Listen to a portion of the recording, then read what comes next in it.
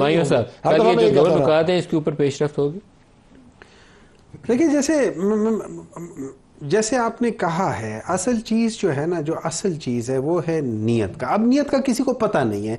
हर एक कहता है, मैं भी कहता हूँ मेरी नीयत अच्छी है, आप भी कहते हैं आपकी नीयत अच्छी है, डॉक्टर साहब भी कहते हैं उनकी नीयत अच्छी है। हम किसी की नीयत जान नहीं सकते, लेकिन हम उस अमल के पीछे हमें किसी हद तक नीयत का पता चल सकता है। अब ये कल स्टार्ट होगा।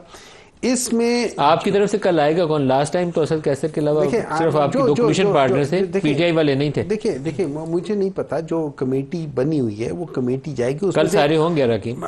अगर सारे नहीं भी होते, इट डजंट मैटर। जब वो कमेटी होते ना, जब उसके जो 3 या 4 मेजर बनते ना, उमर यूब भी आएंगे और असद कैसर भी, 3-4 जो मेजर वो है ना, वो उसमें होंगे, डेफिनेटली होंगे। बाकी अगर 6, 7, 8, 10 का नाम है तो उनमें से 3-4 भी वो मेजर हो, अच्छा है, वो जाए।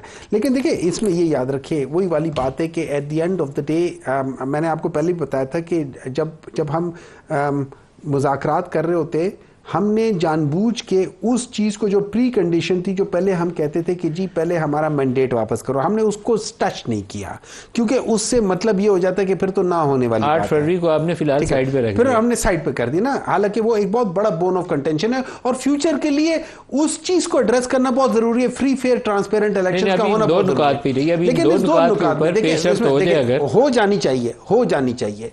मेरे लिहाज से अगर कोई ये कहता है कि जी इनके ऊपर केसेस सारे जो हैं करप्शन के हैं या एंटी टेररिज्म के हैं या फलाना फलाना है, मेरे लिहाज से आप कहने की हद तक जो मर्जी एफआईआर में डाल के कर ले, मुझे मालूम है कि ये सारे पॉलिटिकल केसेस हैं।